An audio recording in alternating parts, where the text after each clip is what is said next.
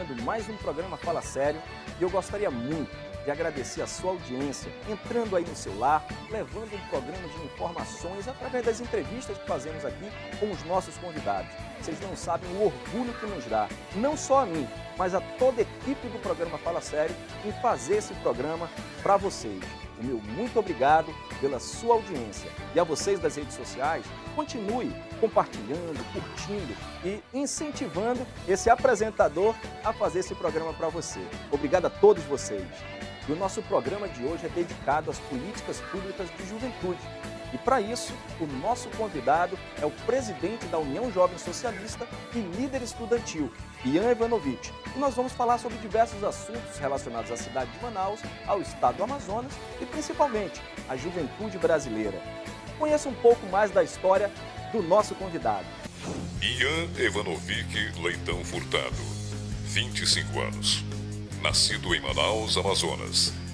Iniciou sua militância política aos 14 anos de idade. Presidiu a União Municipal dos Estudantes Secundaristas, a UMES, de 2007 a 2008, período em que tramitou na Câmara Municipal o projeto de lei que propunha a redução da meia-passagem para os estudantes, o que acabou por motivar grandes passeatas da juventude na cidade, somente superadas em número de participantes nas últimas mobilizações de 2013. Nesse período, o movimento estudantil em Manaus se fortaleceu e ganhou notoriedade nacional que mais à frente, em 2009, o levaria a ser o segundo amazonense na história a ocupar a cadeira de presidente da União Brasileira dos Estudantes Secundaristas, a UBS. Na UBS, passou a ter um diálogo com o Congresso Nacional Brasileiro e até mesmo com o então presidente da República, na época Lula, e depois Dilma. Nesse período, foi aprovado o Plano Nacional de Educação, a destinação de 50% do pré-sal para a educação, a PEC da Juventude, o Programa Nacional de Acesso ao Ensino Técnico e Emprego, o Pronatec, o fim do fiador no FIES, dentre outras conquistas. Ian foi candidato a vereador em 2012 e a deputado estadual em 2014. Atualmente, é graduando em História pela Universidade Federal do Amazonas e preside a União da Juventude Socialista no Amazonas, além de fazer parte da direção estadual e municipal do PCdoB, onde seu nome é citado como pré-candidato a prefeito de Manaus. Muito bem, nós já estamos aqui em nosso estúdio com o nosso convidado, Ian Ivanovic. Seja muito bem-vindo, Ian, ao nosso programa. Ô Paulo, que honra poder estar aqui com você. E você que é uma figura que eu já conheço há algum tempo, num período que esteve comandando a atuação das políticas públicas para a juventude aqui no Amazonas. Então, para mim é uma honra estar aqui no seu programa, dialogando, enfim, debatendo a cidade de Manaus, o nosso estado do Amazonas. E para a gente vai ser bacana trocar ideias sobre as políticas públicas de juventude, né, Ian? Ah, isso aí é uma luta nossa antiga, né, Paulo? Você verdade. no governo, em outro momento, eu no movimento social, mas a gente sempre conseguiu construir um diálogo muito fraterno e um diálogo que resultou em inúmeras conquistas, em inúmeras políticas públicas para a juventude nesse último período. Você mesmo comandou, né? Nós tocamos juntos uma conferência estadual de juventude que seguramente está guardada na história do Amazonas, porque dali saíram debates como o próprio Plano Nacional de Educação, o próprio Juventude Viva, que hoje está sendo executado, programas anteriores como o Galera Nota 10, o Jovem Cidadão, enfim. Então, fruto de momentos como esse, de diálogo, mas também de luta, em alguns momentos, Muita luta. muitas lutas, a juventude do Amazonas, a população de Manaus tem acesso a benefícios, a conquistas nacionais e locais.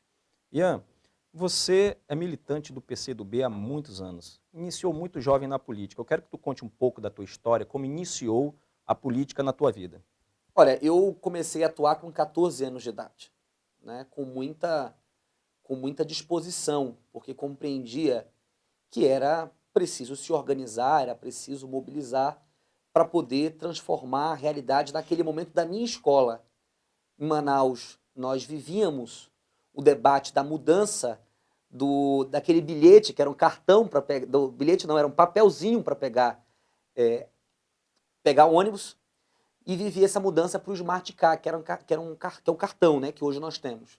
E eram filas quilométricas, você imagina, só na rede formal de ensino naquela época, tinha em torno de uns 500, 600 mil estudantes, eram filas quilométricas. E só no posto do Sinetran estavam cadastrando, né, os estudantes e a população, enfim. E passaram na minha sala de aula, me convidando para uma passeata.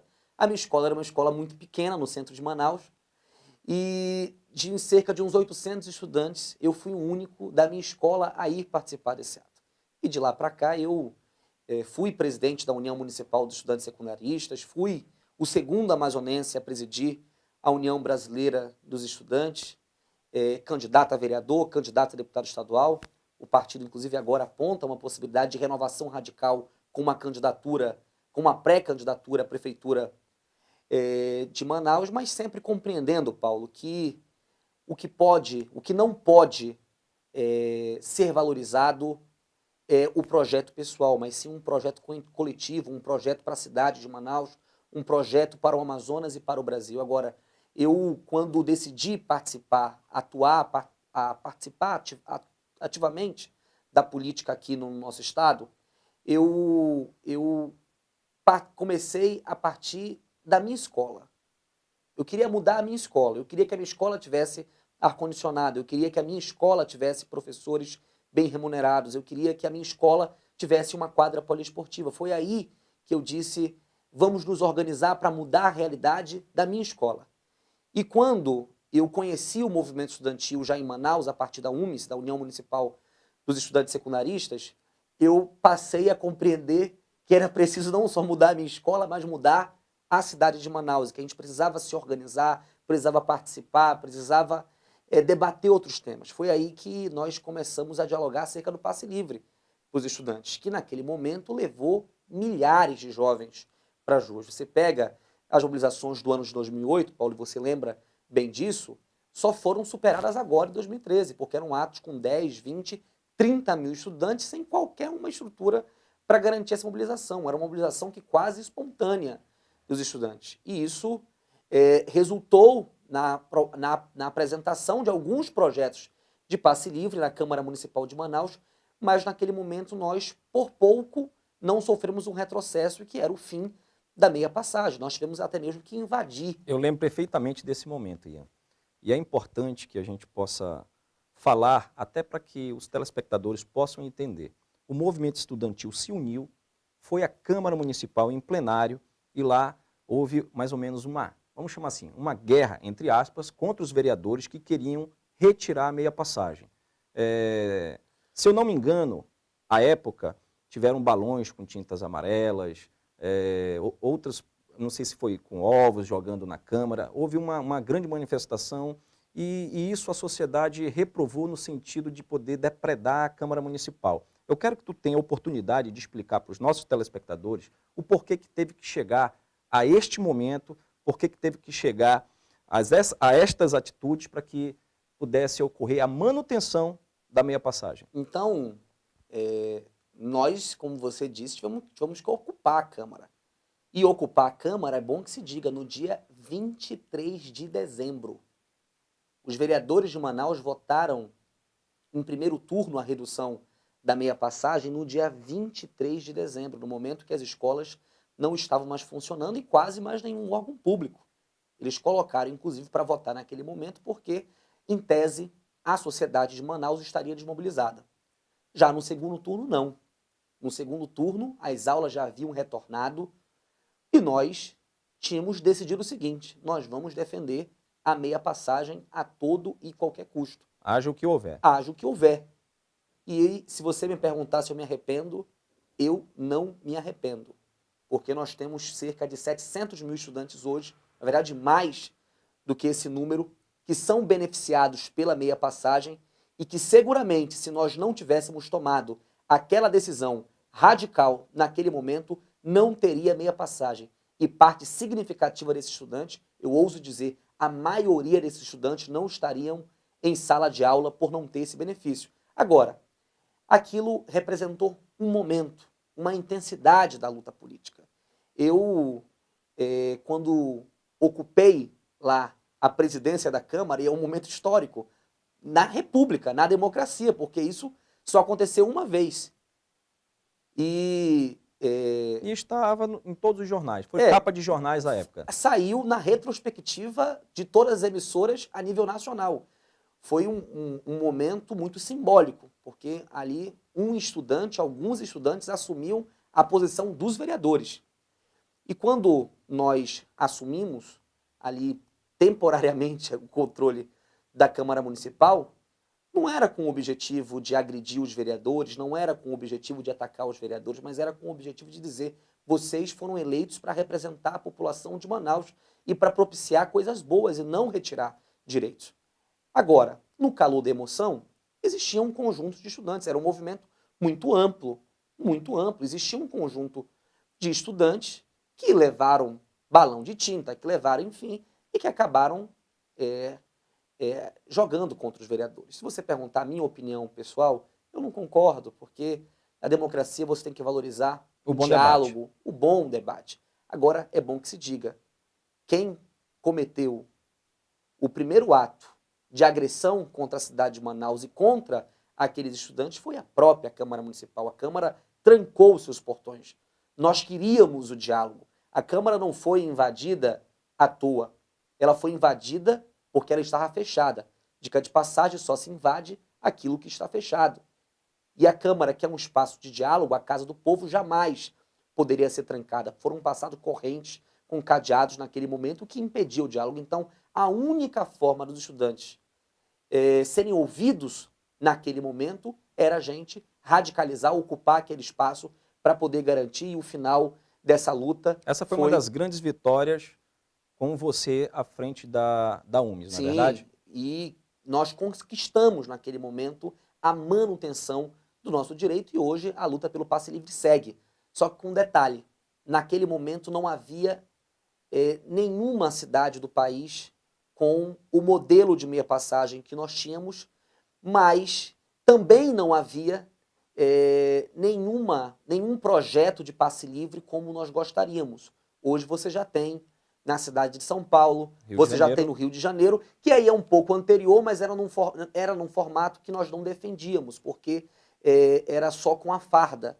E nós compreendemos que o estudante não é só estudante quando está na sala de aula, mas quando vai praticar também o esporte, quando vai o lazer, inclusive quando tem o direito ao seu tempo livre para namorar, para ir para o cinema, enfim. Mas hoje você tem Porto Alegre, você tem Recife, dica de passagem, Recife, que aprovou esse ano em plena crise econômica, não só para a cidade de Recife, mas para toda a zona metropolitana. Então eu tenho certeza que no futuro nós teremos na cidade de Manaus um passe livre e restrito para todos os estudantes, já resultado desse acúmulo de lutas e desse acúmulo de experiências nessas capitais do Brasil. Entendi. Ian, nós estamos quase encerrando aqui o primeiro bloco, mas antes eu queria falar contigo um pouco sobre conferência.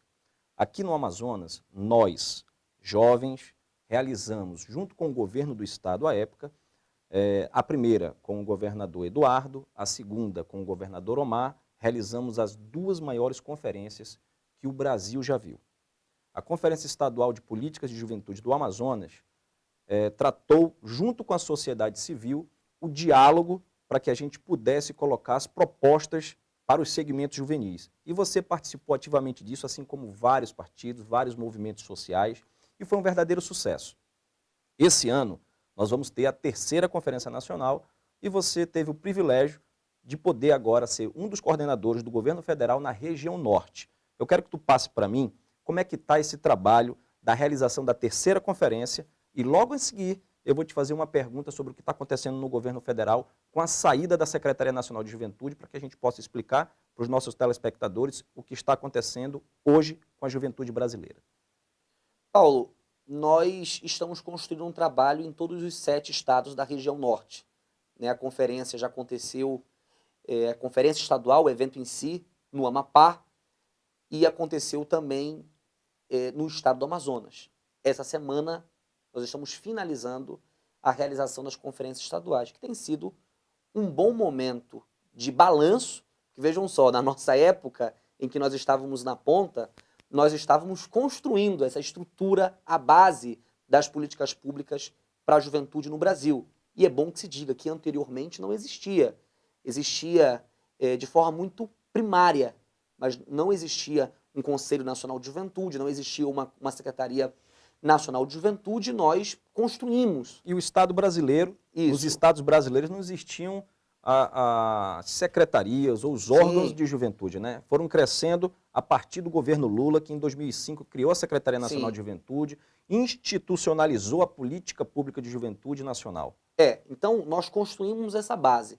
Agora, essa nova geração está tendo a oportunidade não só de apresentar novos desafios, novos rumos, mas também fazer um balanço desse último período. O que eu posso dizer é que o balanço é altamente positivo, porque se existe um segmento da sociedade que conquistou no último período foi a juventude. Isso é indiscutível, que vai da ampliação das vagas na universidade pública ao acesso, inclusive, de recursos para jovens empresários no país inteiro. Então, existe um balanço que está em curso, mas a conferência, como você aqui já adiantou, também tomou uma outra tônica, que é a defesa do que foi conquistado até agora com a manutenção da Secretaria Nacional de Juventude, porque o fim da Secretaria Nacional de Juventude pode também desencadear um certo retrocesso na institucionalização das políticas públicas para a juventude, não só a nível de governo federal, mas também nos estados, nos demais municípios. Então, você sabe o que é engraçado, Ian? Muitas pessoas, e a gente conversa muito sobre isso, assim, as pessoas falam assim, política pública de juventude, tá bom, dá uma bola de futebol. eu vou tomar uma água aqui, viu? Vamos lá. Dá uma bola de futebol e vai dar tudo certo. Não é isso. A política de juventude ela passa por diversos setores da sociedade, vindo da educação, indo para a qualificação profissional, a parte de meio ambiente, quer dizer, ela entra em todas as esferas de governo.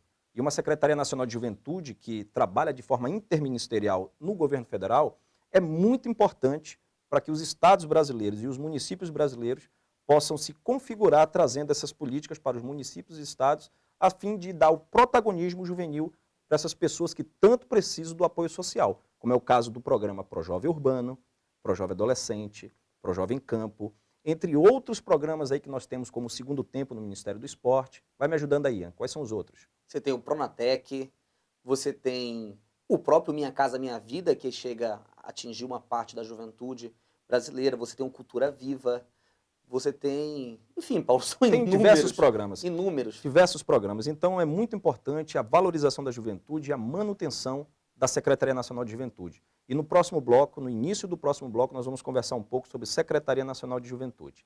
Não saiam daí. O programa Fala Sério volta já já.